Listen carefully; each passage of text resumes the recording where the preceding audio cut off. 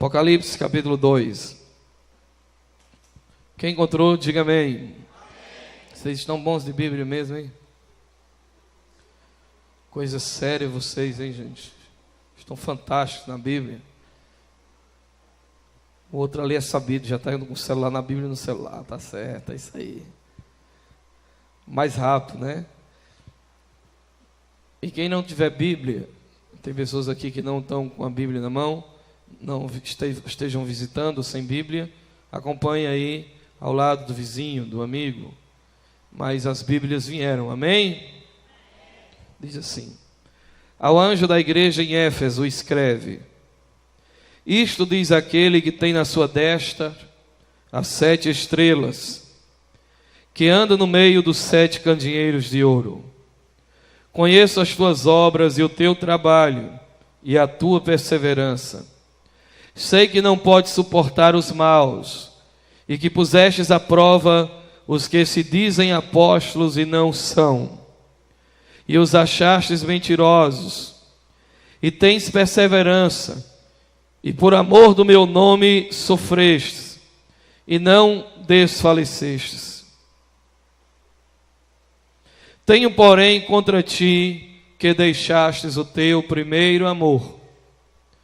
Lembra-te, pois, de onde caíste e arrepende-te, e pratica as primeiras obras, e se não, brevemente virei a ti, e removerei do seu lugar o teu candeeiro, se não te arrependeres. Tens, porém, isto, que aborreces as obras dos nicolaítas, as quais eu também aborreço. Quem tem ouvidos, ouça o que o Espírito diz às igrejas. Ao que vencer, dar-lhe-ei a comer da árvore da vida que está no paraíso de Deus. Pai querido, Pai amado, esta noite, meu Deus, Deus da minha vida e da minha salvação, em nome de Jesus, derrama o Espírito da graça, ilumina cada vida, traz o óleo santo da tua unção, para que estas palavras do teu evangelho produza vida vivificada em nós. É o que nós oramos no nome de Jesus. Amém e amém. Podeis sentar.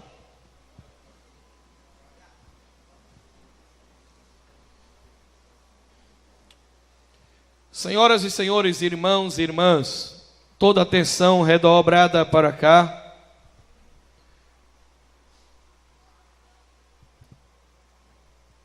Apocalipse quer dizer revelação. É interessante que a revelação de Deus sobre todos os acontecimentos, não só daqueles dias, mas dos tempos futuros, ele começa pela igreja. Porque nós não poderemos saber das coisas de Deus através do mundo.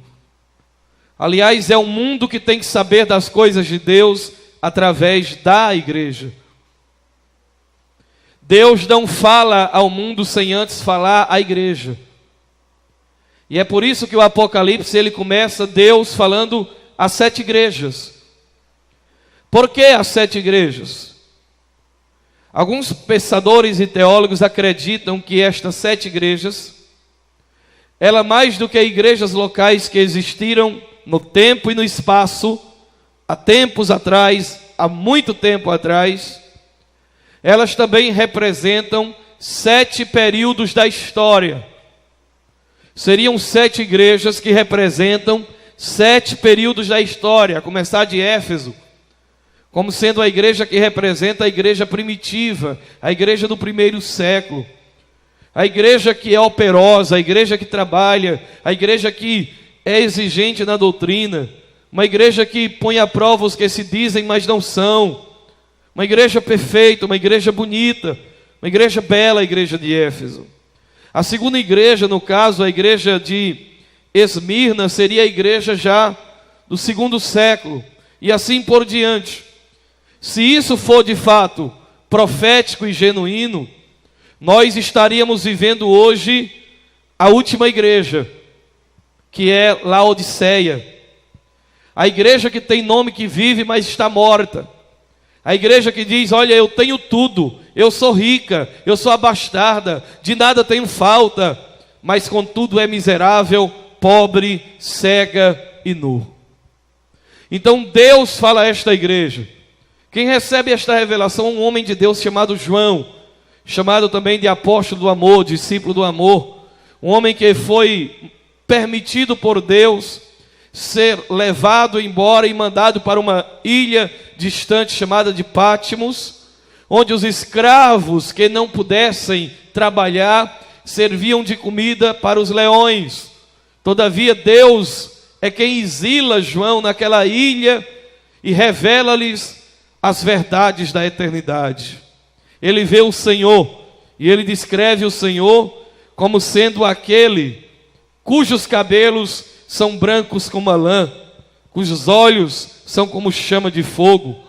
Ele diz que da boca dele sai uma espada comprida como que de 2 gumes. Ele estava vestido de um manto branco e comprido, e ele tinha um cinto de ouro no seu peito, e os seus pés eram como latão que saía da fornalha. E João disse que caiu como morto aos seus pés, e ele disse: não temas, João, eu sou o alfa e o ômega, eu sou o princípio e o fim. Eis que eu estive morto, mas eu vivo pelos séculos dos séculos, e eu tenho as chaves da morte e do inferno. Sobe para cá, e eu haverei de te mostrar as coisas que brevemente hão de acontecer. João disse que ele tinha nas mãos as 7 estrelas. Estas estrelas representam os anjos. Os anjos aqui são os pastores das igrejas. É claro que há teólogos que não acreditam que eram anjos. Por exemplo, o Dr. Russell Shedd acredita que era anjo literalmente, que para cada igreja tem um anjo literalmente.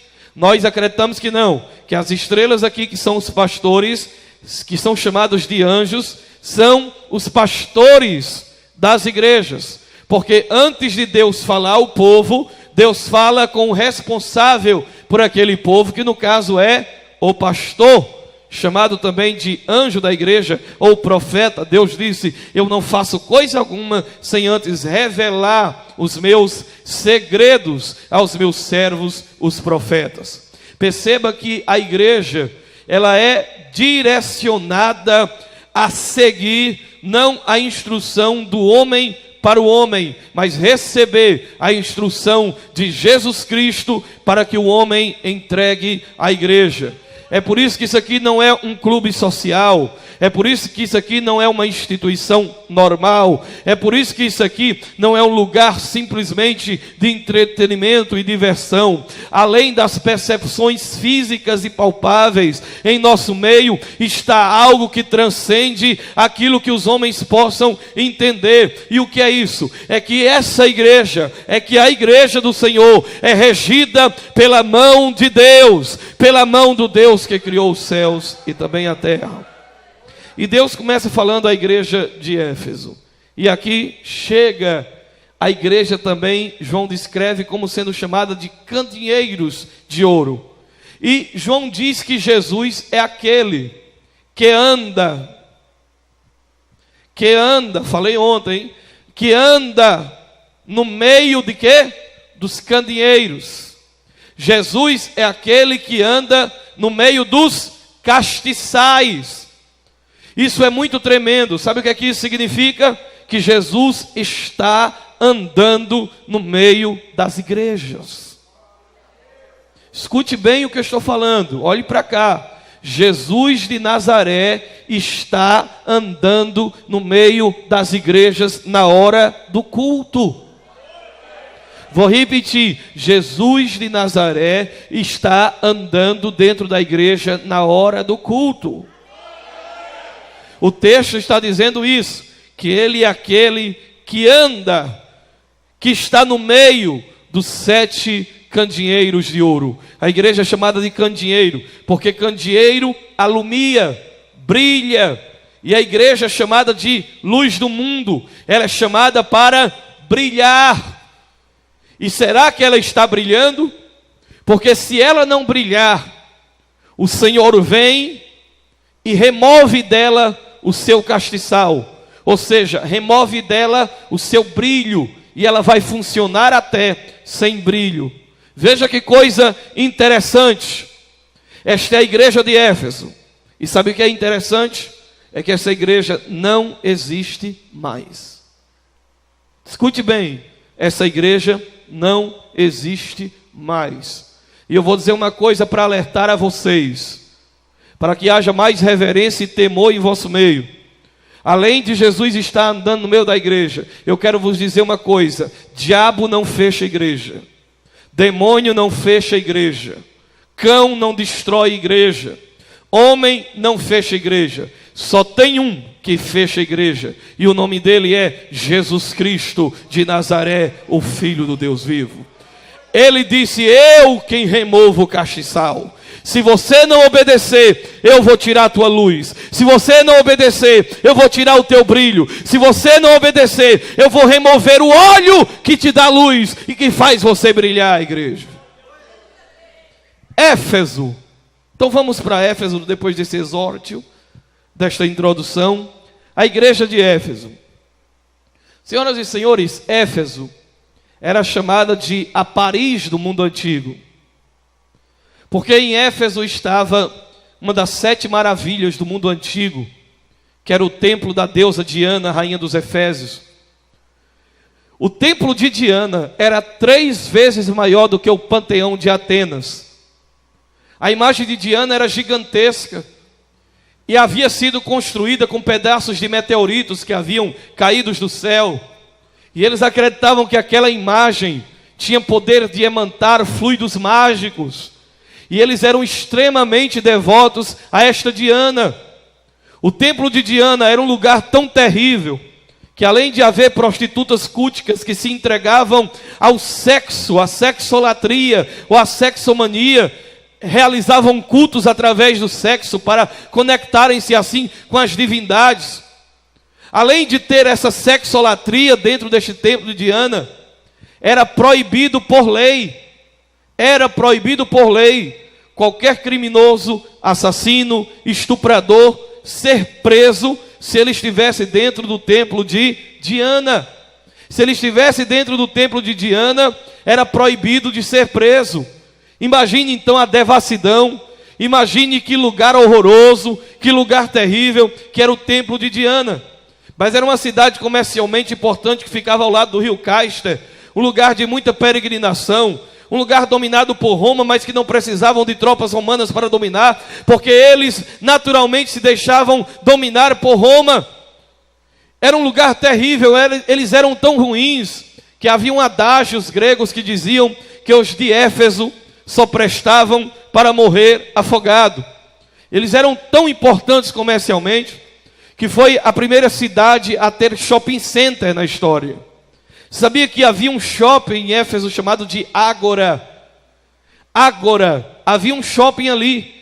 E a própria Bíblia diz que eles vendiam livros ali, livros de magia, livros de exorcismo. Haviam amuletos, havia magia, havia uma fábrica de ídolos poderosa de um tal Demétrios, que lucrava e enricava vendendo imagens de escultura de deuses. E Paulo chega ali e começa a pregar o Evangelho de Deus. E prega nas sinagogas e depois ensina durante 3 anos numa escola chamada de Tirano. E ali ele leva o seu amigo, seu filho querido, Timóteo, e Timóteo aprende com ele. E a influência de Paulo é tão real dentro daquela igreja, que a Bíblia diz que ele expulsava os demônios, curava enfermos, pregava o Evangelho, e tinha tanta gente se convertendo, que Demétrios, que era o dono da fábrica de imagens de escultura, estava querendo matar a Paulo, porque as pessoas estavam abandonando a idolatria e seguindo a Jesus de Nazaré.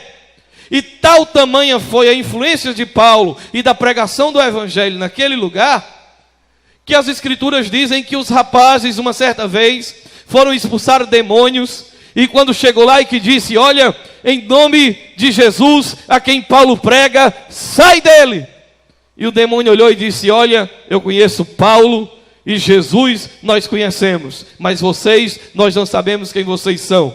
E ali aquele demônio sabia lutar jiu-jitsu, deu uma pisa nos garotos, tirou a roupa deles e eles correram nus. Está escrito em Atos dos Apóstolos. Para quem pensa que isso é livro de história, não é, está em Atos.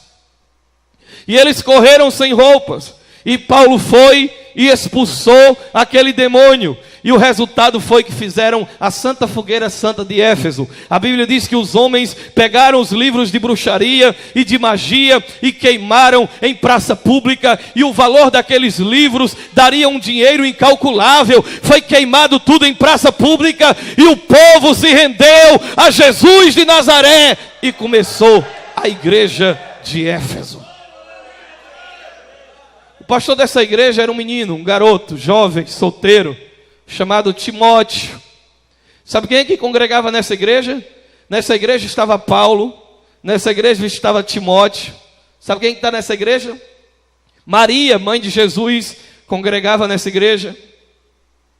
Sabe quem é que está congregando nessa igreja? João, que escreveu Apocalipse. Ele congrega nessa igreja. Dizem que quando Paulo escreveu o capítulo 13 de 1 aos Coríntios, que fala do amor, ele estava em Éfeso. Quando Paulo fala em Éfeso, ele diz: por esta causa eu me ponho de joelhos, para que vocês conheçam a altura, o comprimento, a profundidade, a largura do amor de Cristo. E o resultado disso é que séculos depois, esta igreja já está sem amor. Esta igreja já está perdendo o foco. Esta igreja já está achando-se bem, mas não estava tão bem assim. E nós precisamos hoje ver o que foi que aconteceu com esta igreja. Porque a igreja de Maria, a igreja de Paulo, a igreja de João, apóstolo do amor, a igreja de Timóteo, não existe mais. O que existe é ruínas, que hoje fica ao lado sul da Turquia. Precisamos ver em primeiro lugar quais eram as qualidades dessa igreja. Em primeiro lugar, era uma igreja operosa. Você pode dizer comigo? Uma igreja operosa. Jesus elogia a operosidade da igreja. Pastor, o que é operosidade? Uma igreja que tem obras. Eu conheço o teu trabalho, eu conheço a tua perseverança. Irmãos, esta palavra operosidade, eu conheço o teu trabalho, o teu labor. Você sabe o que significa a palavra labor? No grego é kopos. Kopos, que significa aquele que trabalha até a exaustão. Alguém que está tão envolvido, trabalha tanto, que trabalha até ficar exaurido, cansado. Perceba que esta é uma igreja, irmãos, que evangeliza. É uma igreja que trabalha. É uma igreja presente. É uma igreja que não falta reunião. É uma igreja que sai, que evangeliza. É uma igreja boa. É uma igreja que trabalha até a exaustão. E ele diz: mas conheço a tua perseverança. A palavra perseverança aqui no grego é kopomoie, que significa gente que não desiste no meio da batalha. Gente que não desiste no meio da guerra. Gente que não olha para trás, mesmo diante dos reveses. Ou seja, é uma igreja que trabalha, é uma igreja que é presente, e é uma igreja que não tem medo da dificuldade, mesmo em meio à luta, à adversidade, mesmo em meio às vicissitudes da vida e ao antagonismo do tempo. É uma igreja que se levanta e diz: vamos lá, vamos em frente, não vamos parar, o Senhor está conosco. É uma igreja extraordinária, que persevera no meio da batalha. E a prova disso é que temos João. O próprio João é uma prova disso. Porque João está sendo e passando por perseguição. Alguns teólogos e pensadores, historiadores, falam que João, irmãos, foi jogado dentro de um caldeirão de água fervendo. Não morreu. Deus guardou. Dizem que ele foi jogado em cima de um prédio. caiu, bateu com a cabeça no chão, ainda abriu a cabeça, bateram na cabeça dele, ele saiu se arrastando. E agora ele é enviado para Pátimos. Mas mesmo em Pátimos ele está escrevendo e enviando a igreja. Perceba que as lutas não inibem esta igreja. As lutas não amedrontam esta igreja. As perseguições não amedrontam esta igreja. E essa é a característica de uma igreja que Deus quer. Uma igreja que não para diante das lutas. Uma igreja que não para diante da crise. Esta é uma característica de uma igreja que o Senhor quer. Ele quer que vocês permaneçam perseverando. Ele quer que vocês permaneçam trabalhando firmes e constantes, mesmo em meio a perseguições. Então, uma igreja operosa, uma igreja de labor, uma igreja que trabalha até a exaustão. Que coisa maravilhosa, que sonho de igreja lindo. Segundo o texto diz o seguinte, que ela é uma igreja rigorosa em sua ética. Veja que igreja boa. Você pode dizer comigo, rigorosa em sua ética. Porque a Bíblia diz, tu não podes suportar os maus. E tu pusestes à prova os que se dizem apóstolos e não são, e os achastes mentirosos. Olha só, irmãos, num tempo desse, essa igreja não tolerava gente se escondendo dentro dela. Alô? Olha só, no templo de Diana o que é que acontecia? O bandido podia entrar e podia ficar, e ninguém podia prender. O ladrão podia entrar e ninguém podia prender no templo de Diana. Mas nessa igreja aqui não. O ladrão entrar, a igreja fica de olho nele, vamos provar ele. Chegou um cara dizendo que é profeta aí, vamos saber se ele é de Deus mesmo, vamos ficar de olho nele. A igreja de hoje é assim? É não. Se chegar um cara batendo no pé e dizendo, eis que eu te digo, esse é homem de Deus, é homem de Deus, bota ele dentro da tua casa, bota lá. É assim que o povo é hoje. Esta igreja não, ela tem ética. Ah, você é apóstolo? Peraí, tá bom. Deixa eu provar aqui se você é apóstolo mesmo. Você viu o Senhor? Porque para ser apóstolo tinha que ver o Senhor pessoalmente, você viu? Aí o camarada, você viu ele aonde? Tu pusestes à prova os que se dizem apóstolos e não são, e tu os achastes mentirosos. Ou seja, é uma igreja que tem ética. Olha, isso é um mentiroso. Porque, irmãos, o ministério apostólico acabou. O ministério apostólico cessou. Porque para ser apóstolo, tinha que ver o Senhor.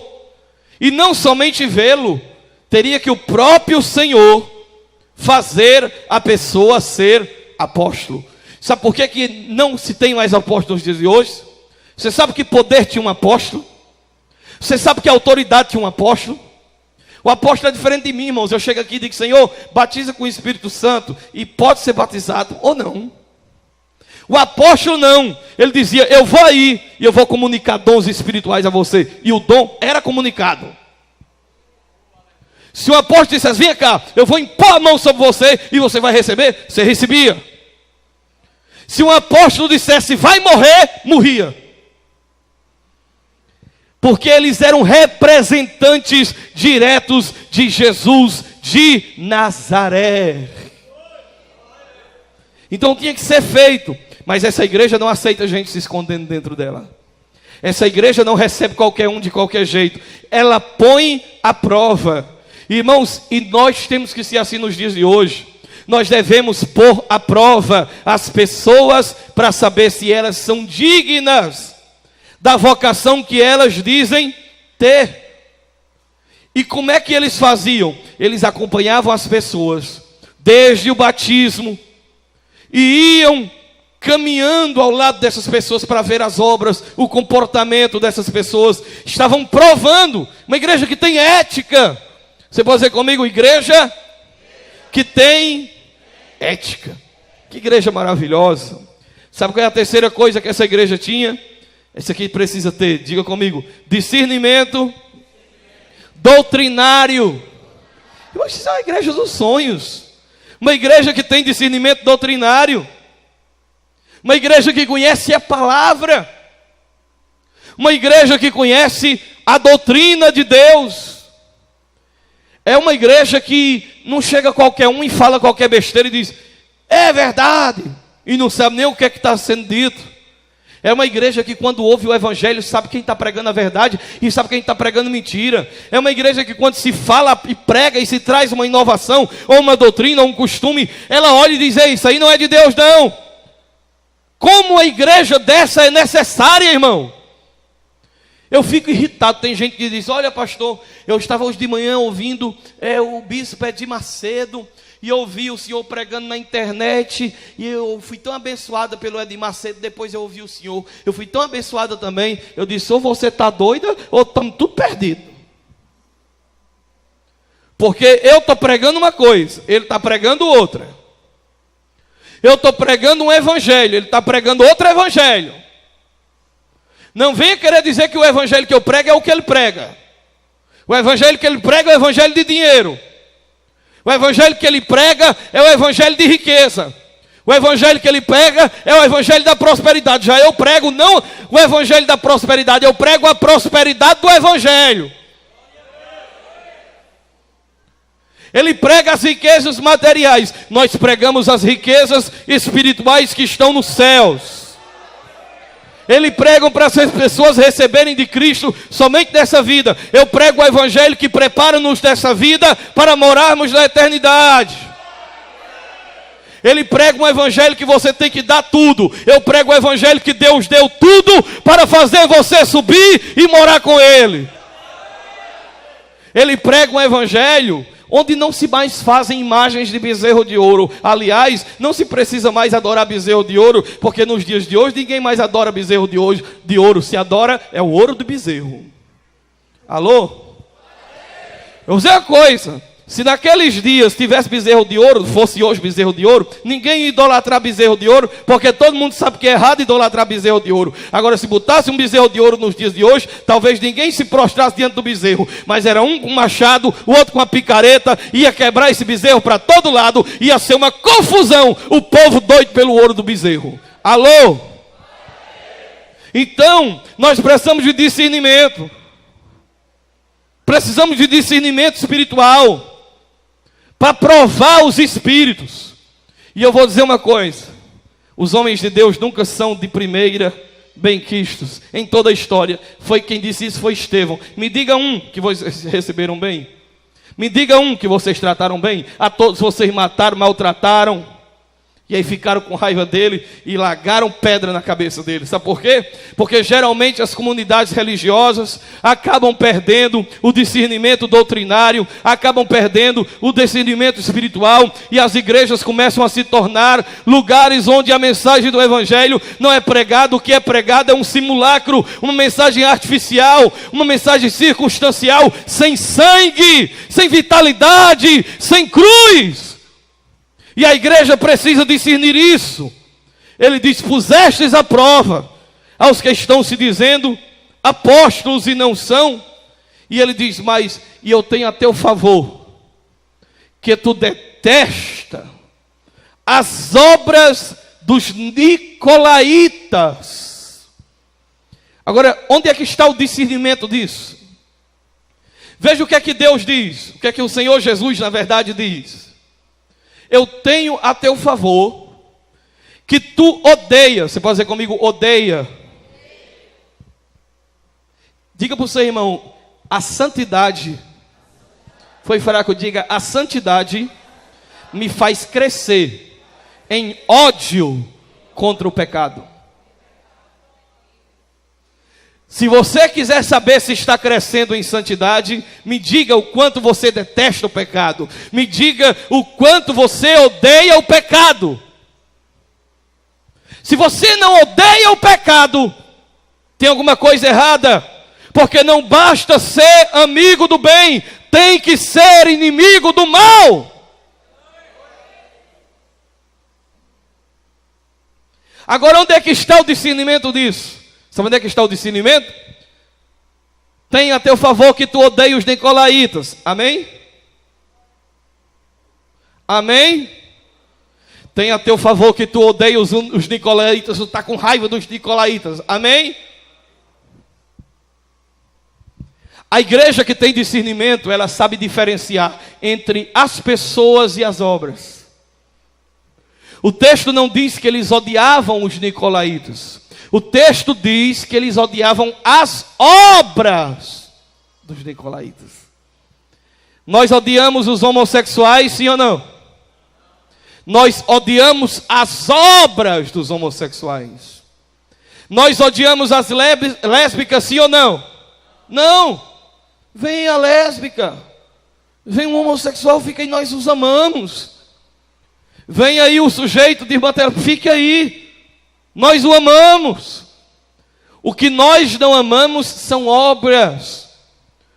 O que nós não amamos são obras más, infrutíferas e das trevas.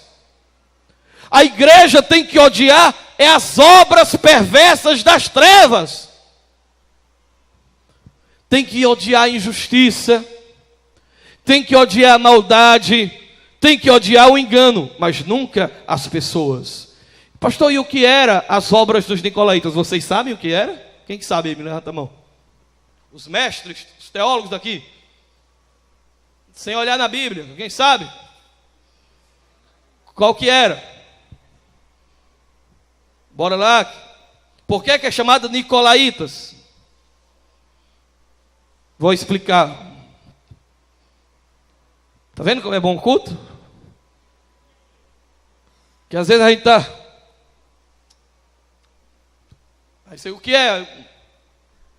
Não sei não. Nicolau era um camarada da igreja. E olha que interessante. Este Nicolau, ele provavelmente foi consagrado a diácono.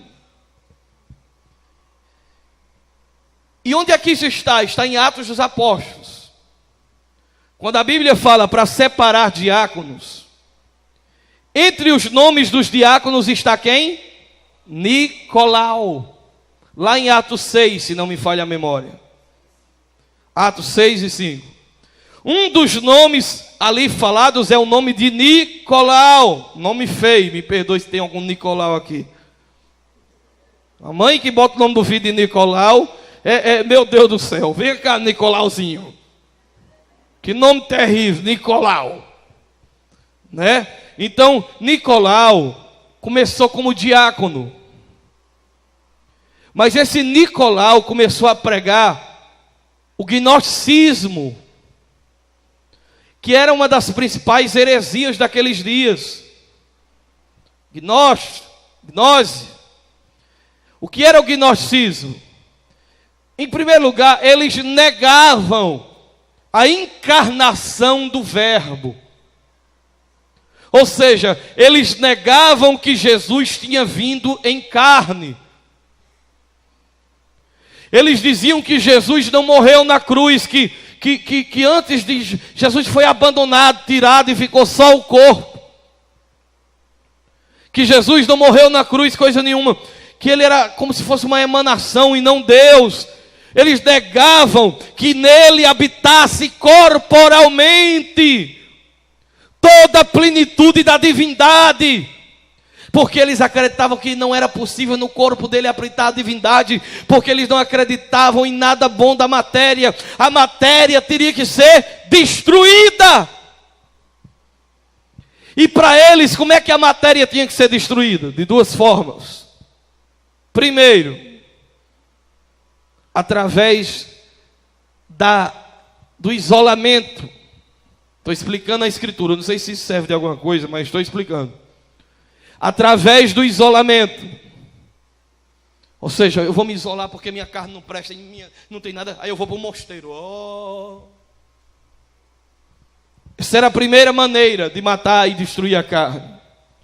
Se trancafiar, se abotoar, se fechar.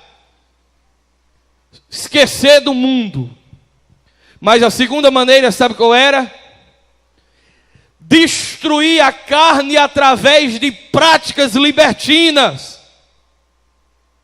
entregar o corpo à dissolução, entregar o corpo a toda sorte de praticidades malévolas e sensuais. E qual era a doutrina dos nicolaítas? Quem ler Plínio e tantos outros grandes historiadores, eles comentam, dizem que a mulher de Nicolau era muito bonita. Era linda a mulher de Nicolau. E os camaradas dentro da igreja começaram a olhar para a mulher de Nicolau. E Nicolau foi percebendo que a turma estava olhando para a mulher dele. E os historiadores dizem que Nicolau deu a própria mulher para quem quisesse dentro da igreja ter relações com elas, relações sexuais, dentro da igreja, para destruir a matéria, para que o espírito fosse salvo. Então, a doutrina de Nicolau, irmãos, imagine aí, igreja lotada, todo mundo querendo participar dessa orgia. Sabe por quê? Porque eu já aprendi e já estou conformado. Se você pregar qualquer coisa, você vai lotar isso aqui. Agora, se você pregar o evangelho, ninguém vai se interessar. Olha essas igrejas de milagre, se não são lotadas. Olha essas igrejas de milagre. O cabo da Rolls Royce, da Land Rover, dá tudo na igreja. Por quê? Porque é só milagre, milagre, milagre, milagre, milagre, milagre. É uma orgia com milagre. É uma orgia espiritual. Eu dou para tu me dar. Como é que chama? Barganha. E as pessoas gostam disso. E aí estava a moçada toda dormindo com a mulher do Nicolau.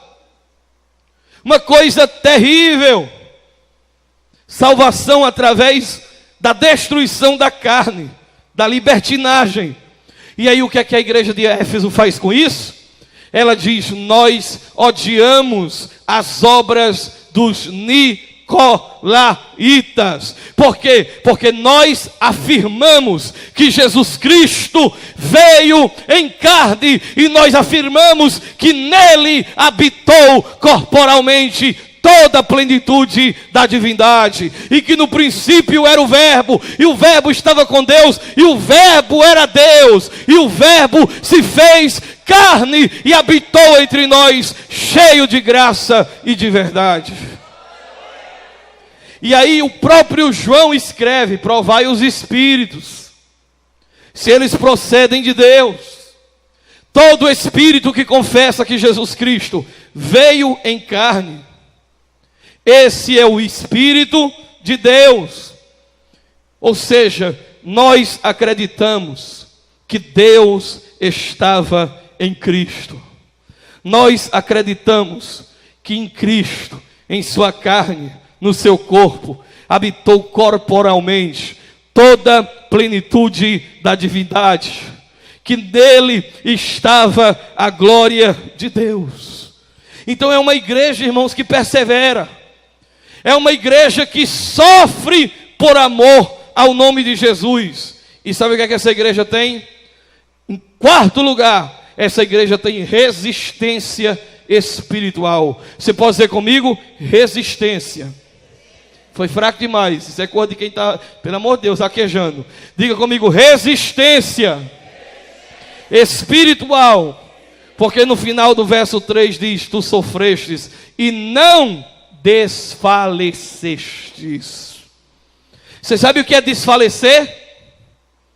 O que é a pessoa que desfalece? Vocês sabem, não sabem? O que é a pessoa que desfalece? Quem pode me dizer?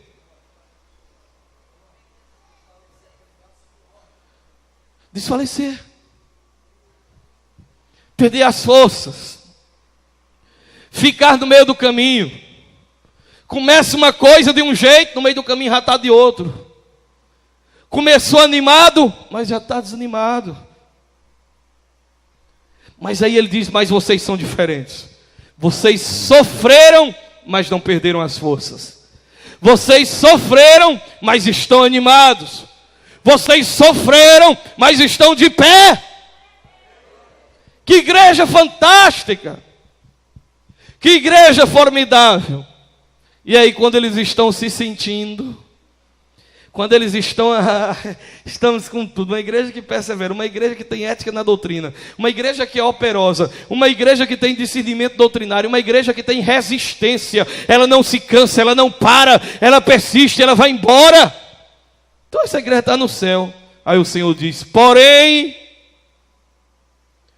eu tenho contra ti que tu deixastes o teu primeiro amor. Foi devagar, imperceptível, foram cuidadosos com tudo, tiveram cuidados com tudo que cercavam a eles naquele contexto, não foram pegos em nenhuma falta externa, não foram pegos em nenhum defeito externo, em nenhum pecado externo, não foram pegos em nenhuma fraqueza ou inversão de ideias, de doutrinas. É uma igreja que pensa, inteligente. É uma igreja que não é pega no trabalho em nada, trabalha. Mas ela é uma igreja que é pega no interior. É uma igreja que é encontrada em falta no coração. Pastor, o que é o primeiro amor? Olhe bem para cá. É ter o amor como a causa de tudo. O que é o primeiro amor? É a dormência da ortodoxia, é a paixão acima de tudo por Deus. O que é o primeiro amor? Não é amar missões, não é amar evangelismo, não é amar doutrina, não é amar a igreja, é amar a Deus.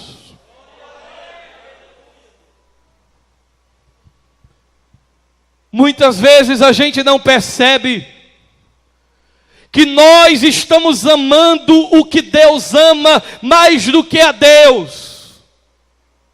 Deus ama a igreja, sim ou não? Alô, gente, vocês estão comigo aqui ainda? Deus ama a igreja, sim ou não? Eu tenho que amar a igreja, sim ou não? Só que se a gente não notar, a gente começa a amar a igreja mais do que a Deus. Aí você gosta de trabalhar na obra, pastor, eu não vou trabalhar, eu amo as vidas. E daqui a pouco você ama trabalhar para Deus mais do que a Deus. Você ama as coisas de Deus mais do que a Ele. Você ama as verdades de Deus mais do que a Deus. Você ama as doutrinas de Deus mais do que a Deus. Mas antes de amar as coisas de Deus, você tem que amar a Deus. A gente se reúne em reuniões aqui na sede. E sabe o que foi que Deus me disse hoje? Vocês se reúnem em reunião e falam em como servir melhor, em estratégias para melhor servir, para a igreja crescer, para ganhar almas. Vocês só não se reúnem para falar em como me amar mais, em como me querer mais bem. As pessoas estão dentro da igreja como Martas, correndo de um lado para outro, inquietas com as programações e com as coisas da igreja, e não percebem que é justamente por causa de muitas coisas da igreja que estão se esquecendo da razão de tudo, que não é a igreja em primeiro lugar, é Deus. Antes de eu estar aqui pela igreja, eu estou por causa de Deus. Eu não quero amar o que Deus faz, eu quero amar quem Deus é. E a minha pergunta hoje é para lhe confrontar: você ama a Deus? Você ama a Deus como você amava no início? Você ama a Deus como você amava quando você começou a sua vida cristã? Eu não vim aqui produzir cócegas em sua mente, eu vim aqui produzir reflexões em vosso espírito. Você ama a Deus? Ou os homens de Deus? Você ama a Deus ou a placa da Canaã? Eu vejo colegas ganhando alma para Canaã, ganhando almas para a igreja, trabalhando para a igreja. Eu não trabalho para a placa nem para a igreja, eu trabalho para Deus, para o reino de Deus. Sabe qual é o problema de Jonas? O problema de Jonas é que Deus ama Israel e Jonas ama Israel, mas Jonas começa a amar a Israel mais do que a Deus. Aí quando Deus tem um projeto para os ninivitas, ele fica com ódio, porque ele quer Deus só para Israel. Quando ele sabe que Deus quer Nínive, ele fica com raiva e quer fugir. Porque quando você ama uma coisa mais do que a Deus, você fica querendo encapsular Deus ao que você quer. E Deus passa a ser teu mordomo cósmico, e não o começo, meio e fim da tua vida. E aí tem gente aqui que já vai no 45º amor, no 13º amor. E a ordem de Deus hoje é: volte ao primeiro amor. Olhe para o seu irmão e diga: nós precisamos voltar ao primeiro amor.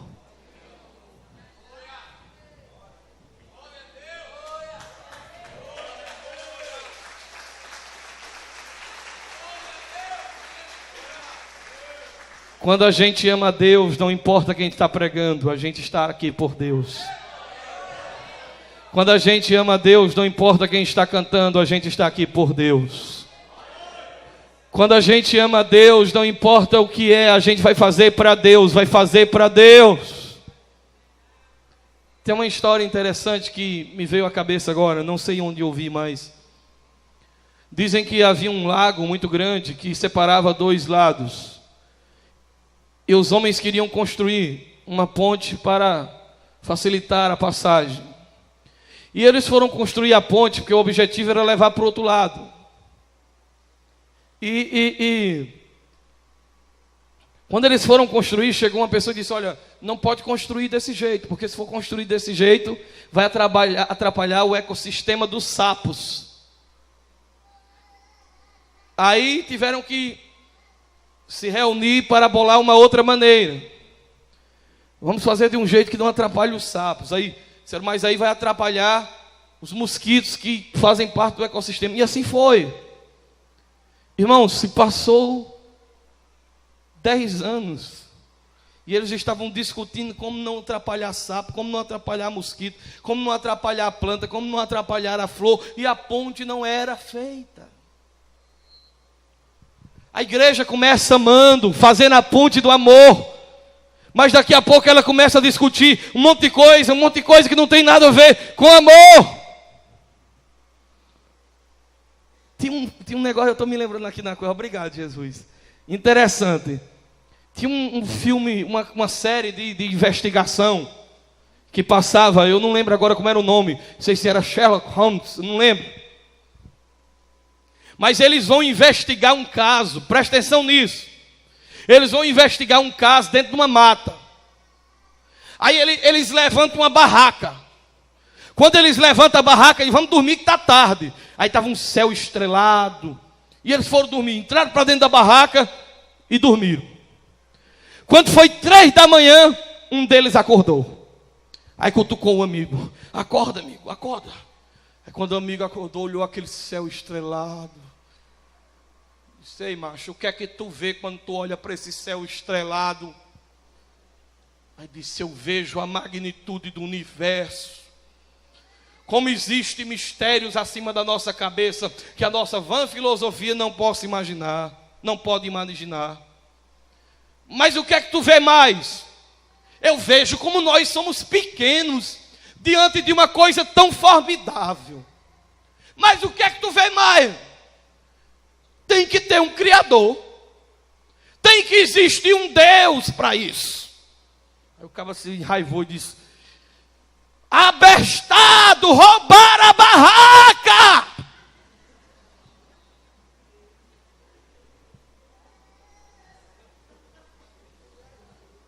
Porque se tu foi dormir dentro de uma barraca e amanheceu vendo as estrelas, é porque roubaram a barraca, doido.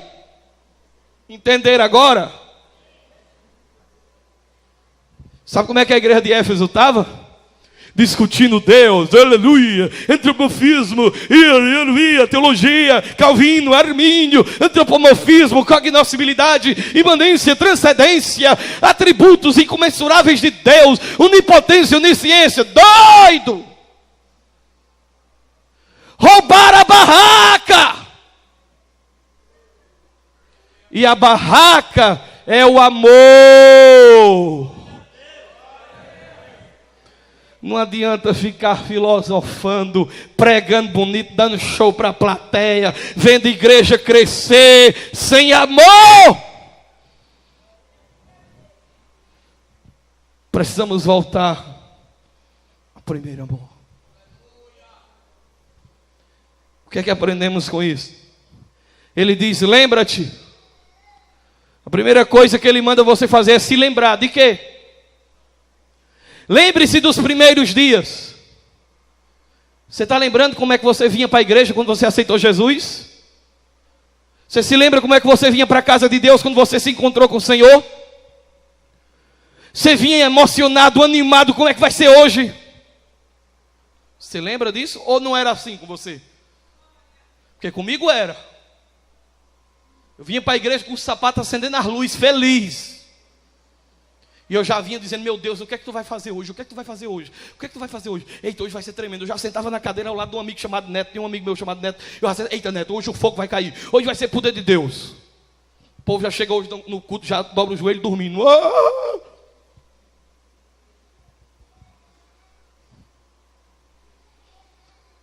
Somos insensíveis. Lembra-te de onde caístes.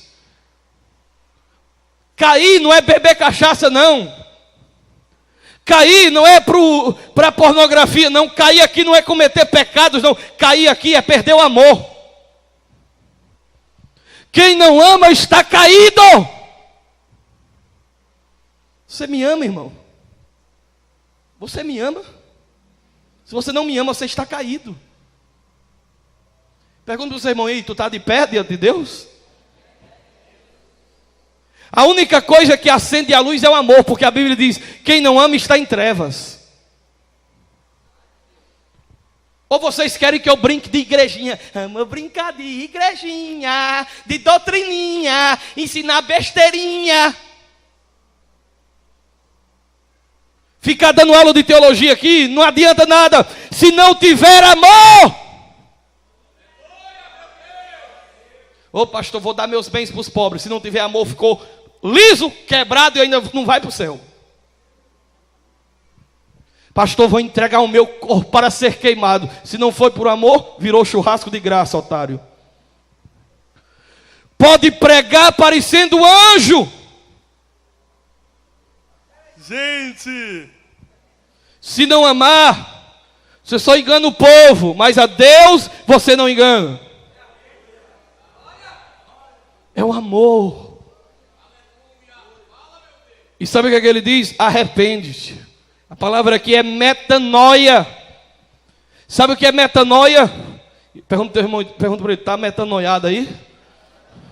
E aí, meu irmão, está metanoiado aí? Eu estou muito metanoiado aqui hoje. Sabe o que é metanoia? É mudança de mente.